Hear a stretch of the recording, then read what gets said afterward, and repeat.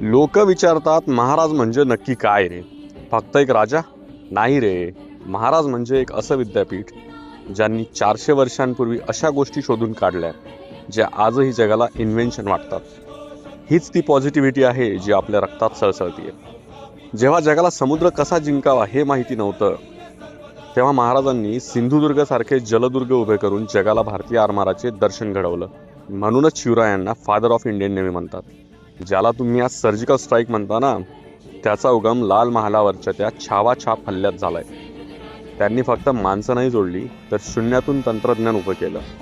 हीच ती ऊर्जा आहे जी आजही आपल्याला सांगते, जर ध्येय स्वराज्याचं असेल ना, तर समोर काळ जरी उभा राहिला तरी विजय आपलाच असतो. फक्त गर्दीत नाचणारा भक्त होऊ नका, तर ती बुद्धिमत्ता आणि शौर्य जपणारा मावळा बना.